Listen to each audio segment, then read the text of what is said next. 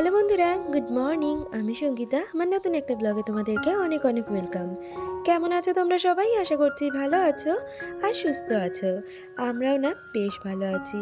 আর আজকে হচ্ছে বুধবার, আর এখন কইতে বাজে সকাল ওই 10টা নাগাদ। তোমাদেরকে সাথে নিয়ে আজকের ব্লগটা এখান থেকেই শুরু করছি। আই হোপ ব্লগটা ভালো লাগবে।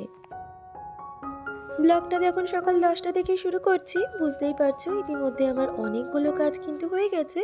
সকালে সমস্ত কাজ গুছিয়ে ব্রেকফাস্ট করে এখন চলে এলাম রান্নার দিকে, আর ব্লগটা এখান থেকেই আমি শুরু করলাম। আর আজকে রান্না করব পেঁয়াজ কালি আলু ভাজা, আর তার সাথে রান্না করব চিকেন। আসলে আজকেও ছেলেকে স্কুলে দিতে যেতে হয়েছে, আর ফেরার পথে অনেকটা বাজার করা হয়েছে। আর এই বাজার করতে গিয়ে আজকে কিন্তু আমার দেরি হয়ে গেছে।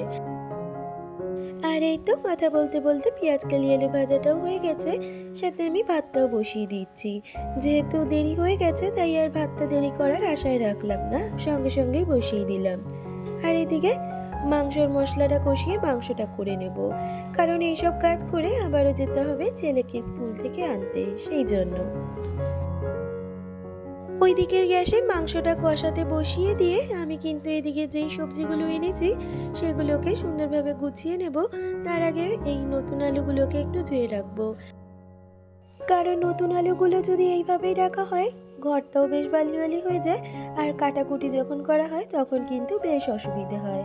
সে কারণে নতুন আলু যখনই আনা হয় আমি কিন্তু ধুয়েই রাখি। এক্ষেত্রে কাটাকুটি করতে গিয়েও সুবিধা হয়, আর বালি বালি জিনিসটাও হয় না।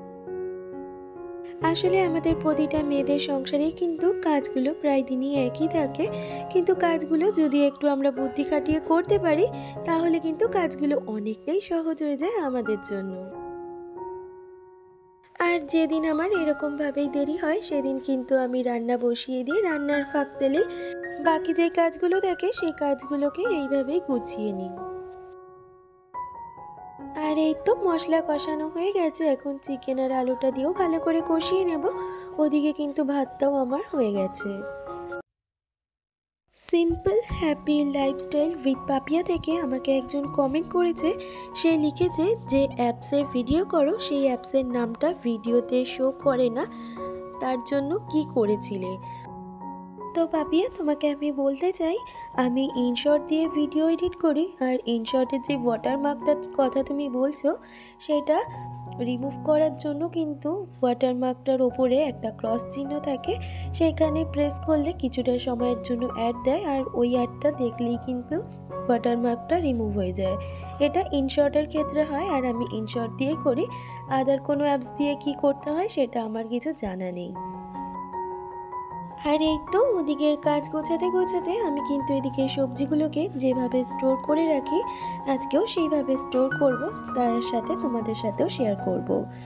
যে সবজিগুলো থাকে আমি কিন্তু বেসিক্যালি এরকম একটা পলিথিনের মধ্যে রেখে মুখটা আটকে আমি ভেজ বক্সের মধ্যেই রাখি, এতে করে কিন্তু সবজি অনেক দিনের জন্য ভালো থাকে।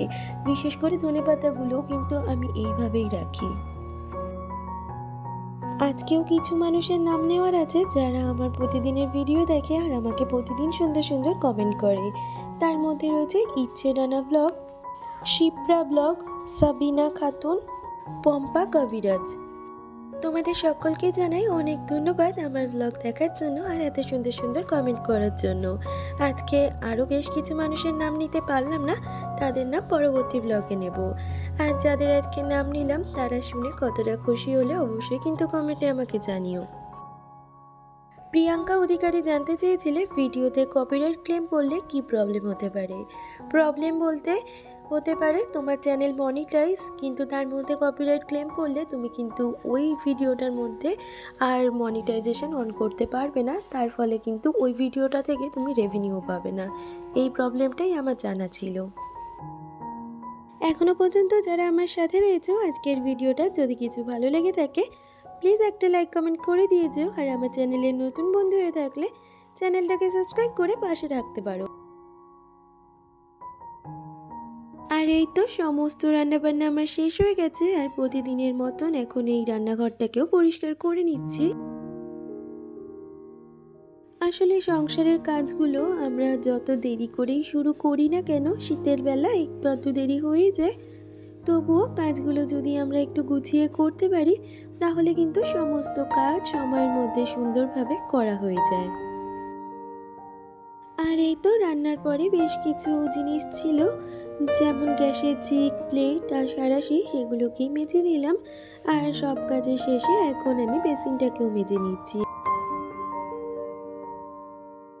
আর এইটা কিন্তু আমি প্রতিদিনই করি। রান্নার পরে রান্নাঘর যখন পরিষ্কার করি প্রতিদিনই কিন্তু বেসিনটাকে ভালো করে মেজে নিই। আর তারপর একটা ন্যাকড়া দিয়ে আমি বেসিনটাকেও মুছে রাখি, কারণ যেহেতু স্টিলের জিনিস জল থাকলে একটা কিন্তু জলের বিচ্ছিরি দাগ হয়ে যায়। সে কারণে সমস্ত দিনই কিন্তু আমি একটা ন্যাকড়া দিয়ে মুছে নিই। আর এই যে এখন আমি রান্নাঘরটাও সুন্দরভাবে মুছে নিচ্ছি। আসলে আমি সবসময় কিন্তু একটা কাজের পরে একটা কাজ গুছিয়ে রাখি মাথার মধ্যে, কোন কাজটার পরে কোন কাজটা করলে আমারও সুবিধে হবে আর কাজটাও সুন্দরভাবে হয়ে যাবে।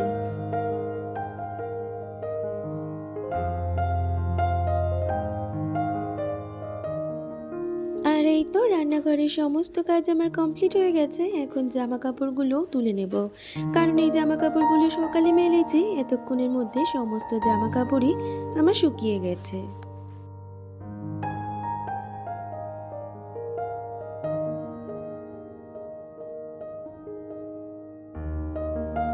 আজকে যেহেতু বেশি একটা জামা কাপড় নেই আর কাজটাও সময়ের মধ্যে আমি কমপ্লিট করতে পেরেছি, তাই জন্য জামা কাপড়গুলো ইচ্ছে আছে এখনই গুছিয়ে রাখবো, বিকালের জন্য আর ফেলে রাখবো না।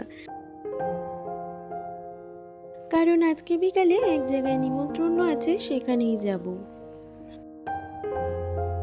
আজকে যেহেতু অমাবস্যা, পৌষ মাসের কালী পুজোর নিমন্ত্রণ আছে আমার বান্ধবীর বাড়িতে, তো বিকালে সেখানেই যাব। আর পুরো ভিডিওটা দেখতে থাকো, সেখানেও গিয়ে কিন্তু কিছু ভিডিও করেছি আমি। আসলে যেদিন কম জামা কাপড় থাকে সেদিন কিন্তু আমি সঙ্গে সঙ্গে জামা কাপড়গুলো গুছিয়ে নিই। আর এই চাদরগুলো সকালে ব্যবহার করা হয়েছিল আর পরে ভাঁজ করা হয়নি, তাই এখন জামা কাপড়ের সাথে চাদরগুলোকেও ভাঁজ করে নিচ্ছি আর জামা কাপড়গুলো জায়গা মতন রেখে দেবো। আসলে গরমকালের থেকে শীতকালে জামা কাপড় অনেক বেশি হয়। আর শীতকালের জামা কাপড়গুলো সত্যি যদি সঙ্গে সঙ্গে ভাঁজ না করা হয় অনেকটা জামা কাপড় জমে যায়, সেগুলো পরবর্তী সময় ভাঁজ করতে কষ্টও হয় আর ঘর বাড়িও বেশ বাজে লাগে দেখতে।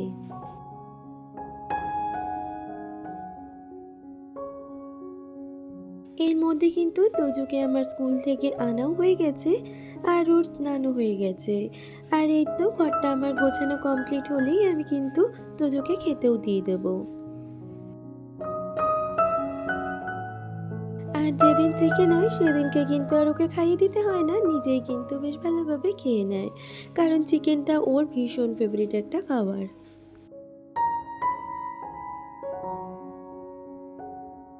আর এখন ওই বিকাল 5টা বাজে, এখন চলে এসেছি আবারও রান্নাঘরে।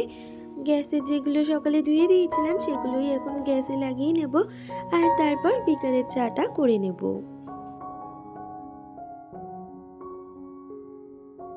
আজকে একটু বিকালে চাটা তাড়াতাড়ি বসিয়েছি, কারণ আমার হাজব্যান্ড আবার খেয়ে ছেলেকে পড়তে দিতে যাবে আর ছেলে পড়ে এলেই কিন্তু আমরা একটু সন্ধ্যার দিকে বেরোবো। বর্ষা চ্যাটার্জি আমাকে কমেন্ট করেছিলে, সে আমার ওয়েট লস নিয়ে কিছু করতে চায় আর সে জিজ্ঞেস করেছে আমার বাড়ি কোথায়। তো তোমাকে বলতে চাই আমার বাড়ি হচ্ছে সোদপুরে। আর বর্ষা, তুমি যে আমাকে ওয়েট লসের কথা বলছো, যে প্রোডাক্টের কথা বলতে চাইছো, মোস্ট প্রবাবলি আমি কিন্তু সেই প্রোডাক্ট কিছু সময় ইউজ করেছি। আর সেই প্রোডাক্টটা ইউজ করার ফলে কিন্তু আমার এখন এরকম একটা সিচুয়েশান এসেছে। তাছাড়াও আমার কিছু ইন্টারনাল প্রবলেম রয়েছে, যার জন্য আমি 3 দিন কিন্তু ওভারওয়েটেড হয়ে যাচ্ছি।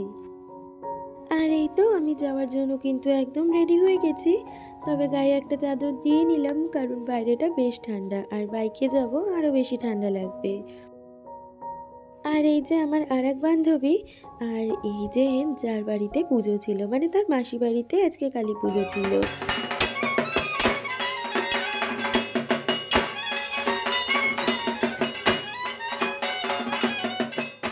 আর এই যে মায়ের দর্শনও কিন্তু তোমাদের করিয়ে দিলাম।